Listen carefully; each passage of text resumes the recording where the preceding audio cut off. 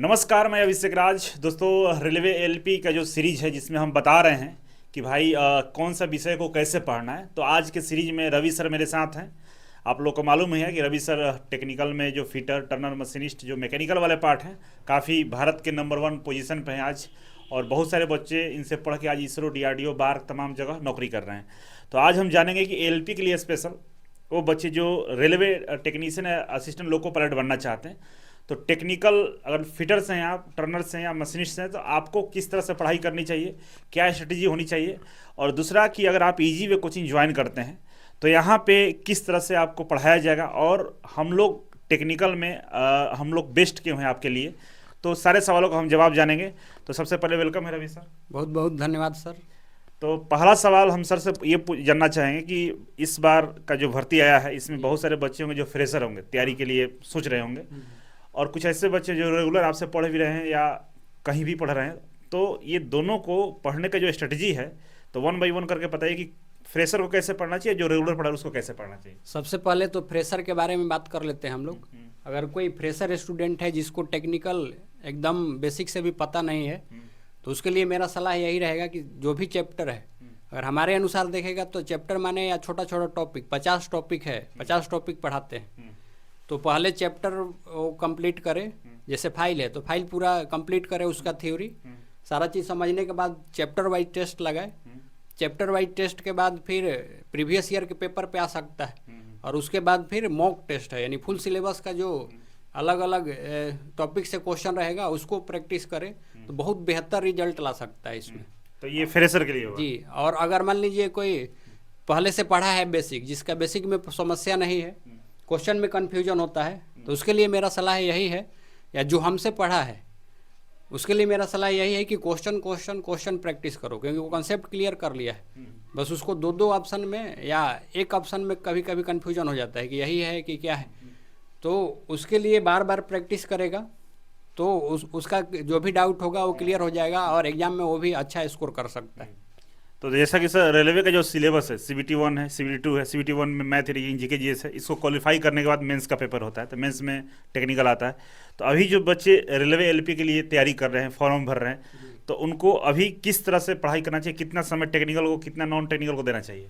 जी sir, इसमें देखिए मेरा तो टेक्निकल पार्ट इसमें है, सीबीटी 2 में पार्ट बी जो है, ठीक। तो अगर पार्ट बी के लिए यानी टेक्निकल के लिए मेरा सलाह ये रहेगा कि अभी ज़्यादा टाइम नहीं देना। अभी 1 घंटा आप नॉर्मली दे करके चलिए सीबीटी 2 में जो टेक्निकल पार्ट है। बाकी सीबीटी 1 का जो है आपका मेजर पोर्शन है, इस पर बहुत ज़्यादा फोकस कीजिए, और सीबीटी 2 आराम से 1-1 घंटा भी अभी पढ़ रहे हैं तो हो जाएगा काम, कोई समस्या होने वाली नहीं है। अच्छा, ये बताइए कि बहुत सारे इंडिया में ऐसे फैकल्टी हैं जी। जो बच्चे जिनके बहकावे में आ जाते हैं, भाई वो इलेक्ट्रीशियन भी पढ़ाते हैं, फिटर, वेल्डर, तमाम इलेक्ट्रॉनिक्स, इंस्ट्रूमेंट मैकेनिक, सबको एक में बैठा के पढ़ा देते हैं, डीजल वाले को भी। तो क्या ये रेलवे के हिसाब से एक फैकल्टी के लिए ये सब चीज़ करना बच्चों के लिए नुकसानदायक हो सकता है क्या? बहुत नुकसानदायक है। वो सीबीटी 1 क्लियर कर लेगा, सीबीटी 2 में वो छट जाएगा। सीबीटी 2 में जो टेक्निकल पार्ट है सर, उसमें 27 नंबर, 26.5 या 26.25 होता है, 27 नंबर मान के चलिए, 27 नंबर लाना होता है। तो सीबीटी 1 क्लियर कर लिया, पार्ट 2 सीबीटी 2 में जो पार्ट ए है वो भी क्लियर हो रहा है उसका, और टेक्निकल अगर कमज़ोर है तो वो पास नहीं होगा, उसके लिए उसका जॉब छूट जाएगा। तो कहीं से ये जायज़ नहीं है कि सारा कंबाइन पढ़ाया जाए, सिलेबस अलग होता है। जी। जो एनसीईआरटी के अनुसार सिलेबस है, हर एक ट्रेड का अलग अलग है। नहीं तो ऐसा अगर होता कि फिटर, उसके बाद इलेक्ट्रीशियन, डीजल मैकेनिक, तो आईटीआई में इतना ट्रेड क्यों होता है, सबको एक ही बना दिया जाता। तब अगर एक ही में मिला के पढ़ाना होता तो वो सरासर गलत है। ऐसा एक दो बच्चों का कंप्लेन ऐसा आया था कि सर, जहाँ भी हम लोग पढ़ रहे थे, पहले नाम नहीं कहना चाहेंगे, कि वहाँ ये है कि सीबीटी 1-2 खूब बढ़िया से पढ़ाया गया, और लास्ट में टेक्निकल के लिए हमको एक क्वेश्चंस बैंक दे दिया गया, बोला कि इसको रट जाना है, और मात्र 3 से 4 दिन, 2-2 घंटे 4 घंटे करके 12 घंटे में ख़त्म कर दिया गया। तो क्या ये स्ट्रेटजी कामयाब है कि मतलब 4 घंटे 12 घंटे में हम पूरा फिटर ख़त्म कर दिए? नहीं, ऐसा नहीं होगा। 4-5 घंटा का ये सिलेबस है ही नहीं, और या 6 घंटा के। और कोई आदमी चाहे कि 3 महीना या 4 महीने का सिलेबस और क्वेश्चन प्रैक्टिस करा दे 1000, तो टीचर तो करा देगा, लेकिन स्टूडेंट के पास क्या है, वो जाएगा एग्जाम हॉल में उल्टी कर देगा पूरा। एक ही दिन पूरा अगर खाना कोई खा ले 10 दिन का या 3 महीने का, तो उसका तबीयत खराब होना ही है। तो वही हाल होगा उसके साथ। उसको क्वेश्चन लग रहा होगा कि ऐसा ऐसा है, लेकिन उसको ध्यान में रहता है कि ये भी आंसर आ रहा था, वो भी आंसर आ रहा था, इसके चक्कर में सारा गलती कर देगा। अच्छा, तो ये हम जानना चाहेंगे इस पर जो बच्चे इजी वे कोचिंग में आने वाले हैं, आ भी चुके हैं, क्लास भी 16 से स्टार्ट हो रहा है, तो उनके लिए आपका एलपी के खासकर जो बच्चे हैं टेक्नीशियन का, उनके लिए आपकी मतलब क्या स्ट्रेटेजी है, क्या कैसे कराने वाले पढ़ाने वाले हैं? यहाँ पर जो भी स्टूडेंट इस बार आने वाले हैं, सबसे पहले उनके लिए ऑनलाइन तो प्रैक्टिस सेट है ही, ऑफलाइन भी सेट हम लोग लाने वाले हैं। और हम लोगों का यही 100% मेहनत या बच्चों का मेहनत रहेगा, जिसके बदौलत पूरा अगर CBT 1 क्लियर कर रहा है तो CBT 2 में वो छटेगा नहीं, हम लोगों का ये वादा है।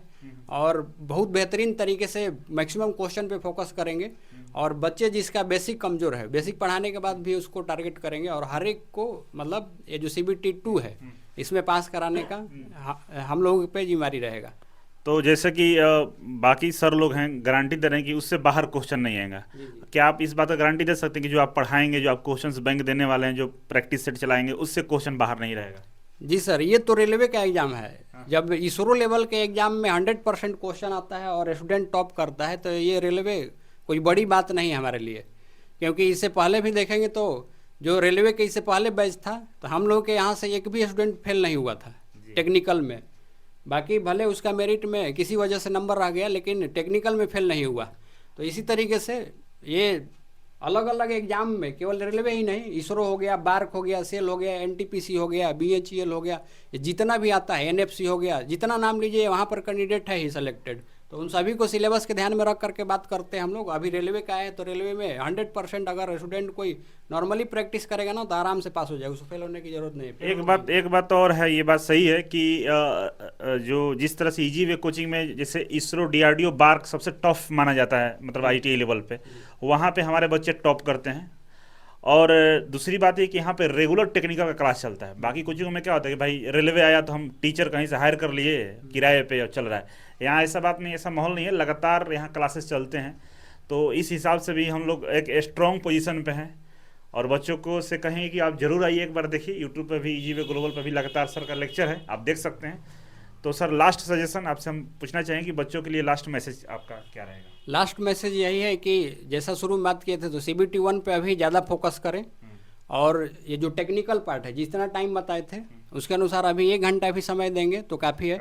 और अगर कोचिंग में ज्वाइन किए हैं तो जैसा चल रहा है वो नॉर्मल भी प्रैक्टिस करेगा तो आराम से उसका 70 नंबर कोई नहीं रोक सकता है। 75 में 70 नहीं रोक, आराम से नॉर्मल प्रैक्टिस कर रहा है। और जो एक्स्ट्रा ऑर्डिनरी वो 75 में 75 का दावा करते हैं, 100% क्वेश्चन हमारे मटेरियल से ही आता है, और 100% अगर उसका रिवीजन है तो क्वेश्चन कर रहा है तो 100% ला भी सकता है। चलिए, बहुत बहुत धन्यवाद बच्चों के बीच में आने के लिए। सर, फिर मिलेंगे, सर के क्लास में भी हम जाएंगे, जैसे कि हम बताए हैं, वादा किए हैं कि लाइव क्लास जब चलता रहेगा उस टाइम जाकर हम बच्चों से रिव्यू लेंगे, सर के साथ में रहेंगे, तो वहाँ भी आपको बहुत कुछ सीखने को मिलेगा। बाकी कमेंट बॉक्स में कमेंट करिएगा आप लोग कि और क्या जानना चाहते हैं, क्या पूछना चाहते हैं, उस कमेंट का जवाब हम अगले वीडियो में देने का प्रयास करें। बहुत बहुत धन्यवाद सर। बहुत बहुत धन्यवाद, थैंक यू।